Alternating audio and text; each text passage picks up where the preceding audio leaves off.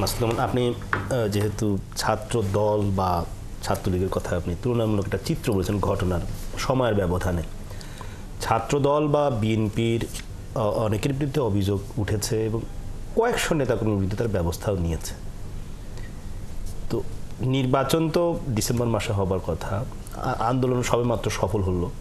সেই আন্দোলনে শুধু বিএনপি, ছাত্রদল, বৈষম্য বিরোধী, ছাত্র শিবির সবাই মিলিত অংশগ্রহণ করেছে। হঠাৎ করে এই ধরনের সংবাদ আসছে কেন যে তারা বিভিন্ন জায়গায় চাঁদাবাজি, বিভিন্ন জায়গায় তাদের টেন্ডার বা প্রভাব বিস্তার করা এবং সংঘর্ষের মতো ঘটনা নিজেদের মধ্যে বা সাধারণ দোকানদারদের সাথেও ঘটছে? এটা হয়েছে কি, চাঁদাবাজিটা তো অনেক দিন ধরে ছিল। চাঁদাবাজি কিন্তু আমাদের এখানে একটা জিনিস, যখন একটা অন্যায়, একটা খারাপ কাজ যখন দীর্ঘদিন ধরে ধারাবাহিকভাবে প্রায় 15 বছর চলে, তখন কিন্তু ওইটা অনেক সময় নিয়মের মতো হয়ে যায়। মানুষ মনে করে এটি স্বাভাবিক। তো হঠাৎ করে এই চাঁদাবাজিটা যারা করতো তারা হঠাৎ করে নাই হয়ে গেছে। ওখানে একটা চেয়ার খালি বসে মানে পড়ে আছে, ওই চেয়ারে যে আগে বসতে পারবে সেই টাকাগুলি পাবে। সিস্টেম কিন্তু এইটাই। এখন ওই চেয়ারে কে বসবে? ধরা যাক সবচেয়ে পাওয়ারফুল হলো বৈষম্যবিরোধী ছাত্র আন্দোলন, তারা সবচেয়ে পাওয়ারফুল। তো তারা ওখানে বসলে আর কেউ বসে না, এরকম হতে পারে। এখন তারা যে বসবে তাদের তো যতগুলি চেয়ার অতগুলি লোকই নেই, মানে চাঁদাবাজের অত লোক নেই, অথবা তারা অতটা বিস্তৃত না, একদম গ্রাম পর্যায়ে নাই, অথবা থাকলেও তারা স্টুডেন্ট, তাদের ওই মতলব নাই, চিন্তা নাই, হয়তো উপলব্ধিও নেই, বুঝেও না যে নিজে কী করতে হবে। কাজেই তারা ওখানে খুব একটা যায় নাই। গেছে কারা? যারা আগে চাঁদাবাজিতে অভ্যস্ত, যারা জানে বসলে বলে কেমন চাঁদা আদায় করতে হয়। আপনি যে চেয়ারে বসে আছেন, আপনার পাওয়ারফুল চেয়ার, এই চেয়ারে হয়তো 20 জন লোক বসছে এর আগে। 20 জন কিন্তু একরকম না, 20 জন 20 রকম ধান্দা নিয়ে আসে কিন্তু। কাজে চাঁদাবাজি যে করা যায় এটা অনেকে জানে না। জানতো করা বিএনপিরে জানতো। আর আওয়ামী লীগ বাংলাদেশে স্বাধীনতার পর থেকে ধরেই কিছু সময় জাতীয় পার্টি আর বাদবাকি সময় কিন্তু আওয়ামী লীগ আর বিএনপি এরাই উল্টাপাল্টা করে চাঁদাবাজি এটা করছে। তো যখন আওয়ামী লীগ চলে গেছে তখন এখানে কে বসবে? বিএনপিরাই বসছে, একদম বিএনপিরে বসছে। আর ইন্টেনশনালি আমার জানা মতে বিভিন্ন জায়গায় জামাতের বসার সুযোগ থাকলেও তারা বসে নাই। কারণ জামাত একটা আদর্শ ভিত্তিক রাজনীতি করে। জামাতের আমির যদি বলে এই কাজটা করা যাবে, তাহলে জামাতের লোকরা করবে। আর আমির যদি এটা করা যাবে না, জামাতের লোক করবে না। ভাই, তাদের এই আদর্শ ভিত্তিক, তারা তো স্টেপ বাই স্টেপ উপরে ওঠে কিন্তু হুটহাট ওঠে নাই কিন্তু। যে কারণে খারাপ মন্দ অন্য হিসাব, ওই আলোচনায় আমি যাচ্ছি না কিন্তু। তারা এটা মানে, অর্ডারটা মানে। তারেক রহমান বলতেছে তোমরা চাঁদাবাজি করো না, বলতেছে চাঁদাবাজি করলে বহিষ্কার করবো। একজন লোক ভাবতেছে আমি তো শুরু করি, এর মধ্যে আমি 20-30 লাখ টাকা কামাই নেব, তারপরে যে তারেক রহমান আমাকে বহিষ্কার হমু, কদিন পরে আবার ফিরে আসুম, দল তোমাকে ফেরত নেবেই। ফেরত তো নেয়, আওয়ামী লীগও নেয়, বিএনপিও নেয়, ফেরত নেয়। আওয়ামী লীগ বলছিল না জীবনে আর ফেরত দেবো না, ওই জীবন ছিল মাত্র 11 মাস। এই যে গাজীপুরের মেয়র ছিল জাহাঙ্গীর আলম, বলেছিল আজীবনের জন্য বহিষ্কার, 11 মাস পরে তারা ফেরত নিচ্ছে। তো ওদের আজীবন মানে 11 মাস।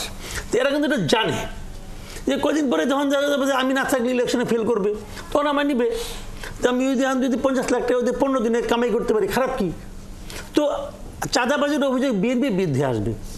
এই জিনিসটাকে বিএনপি যে প্রক্রিয়ায় বন্ধ করার চেষ্টা করতেছে, এটা একটা মানে খুবই ছেলে মানুষের প্রক্রিয়া। তাদের কি করার আছে? তারা তো বহিষ্কার করছে, শোকজ করছে, এটাই তো সমস্যাটা। কি করার আছে? বহিষ্কারটা এই প্রক্রিয়া করলে তো হবে না, সিস্টেমটা দিয়ে হবে না। আপনি তো বিএনপি বিট করেন ভাই অনেক দিন, আজকের দিন থেকে না। তো বিএনপির নেতাদের আদ্যপান্ত আপনি চিনেন, জানেন না? বিএনপির মধ্যে গ্রুপ আছে কতগুলি বলুন তো আপনি? অনেক গ্রুপ। তাহলে এখন কি হয়, একদল বলে দেয় এই যে এই লোক কিন্তু খারাপ, আবার আরেক দল বলে না থামা এটা খারাপ না, ঠিক আছে, ও খারাপ। একটা এক্সাম্পল দিয়ে বলি, সিম্পল একটা এক্সাম্পল। মাসুদ আহমেদ তালুকদারকে একজন কালকে বসে করছেন, কি করছিল? সাদেক এগ্রোর পক্ষে খাড়াইছে। বাংলাদেশে যতগুলি বড় বড় ব্যবসায়ী, যে 10টা ব্যবসায়ী নাম আমরা জানি, যে বিখ্যাত ব্যবসায়ী, এদের পক্ষে কোন মামলায় বিএনপির উকিল নাই বলেন তো আপনি আমার? এটা ভাই না আছে। তো ওদের বিরুদ্ধে অ্যাকশন না কেন? অ্যাকশন না এই কারণে যে সাদেক এগ্রোর পক্ষে দাঁড়াইয়া এই মাসুদ আহমেদ ওনার গডফাদার কম, ওনার ভাই কম। এখন কিন্তু খালি বিএনপি করলে হয় না, তুমি বিএনপি করো, হ্যাঁ তুমি কোন ভাইয়ের রাজনীতি করো? মানে কোন ভাই? মির্জা আব্বাস ভাই নাকি অমুক ভাই নাকি তমুক ভাই? এটা ভাইয়ের রাজনীতি। এই ভাইয়ের রাজনীতি করতে যখন দল পুরনো হয়ে যাবে তখন এটা হয়। যখন এই ভাইয়ের রাজনীতি হয়, এই ভাইরাই কিন্তু এই কাজটাকে করতে দিচ্ছে না। কালকে তারেক রহমান যদি বলে, সিম্পল একটা আমি একটা উদাহরণ দিয়ে বলি আপনাকে, কালকে তারেক রহমান ডিক্লেয়ার করুক যে যত এলাকার থেকে আমার লোকজন, বিএনপি লোকজন চাঁদাবাজি করে, যত জায়গায় করে, তোমরা উইথ ডকুমেন্ট, উনি একটা ওনার ইমেল অ্যাড্রেস দিয়ে দেন, এটা আমার ইমেল অ্যাড্রেস, তোমরা এখানে ইমেল করো, তোমার কাছে যার ডকুমেন্ট আছে ডকুমেন্টটুক সহ তোমার কি অভিযোগ এটা সহ তুমি আমাকে ডাইরেক্ট ইমেল করো। উনি ইমেল করে উনি এখানে একটা টিম বানাই দিবে, 10 জনের একটা টিম, ভাই তোমরা এটা জাজ করো। কিন্তু এই 10 জন কিন্তু এই নেতারা না, এই নেতারা না, প্রয়োজনীয় লোক ভাড়া করে নিয়ে আসবে, প্রফেশনাল লোককে নিয়ে তুমি জাজ করো কোনটা কোনটা তোমাকে সন্দেহজনক মনে, ওইখান থেকে বৈশাখী সিগনেচার করবে যে এই বহিষ্কার। মানে দেখেন আপনি যদি এখানে ডিক্লেয়ার দেখেন আপনি 7 দিনের মধ্যে কমে কিনা।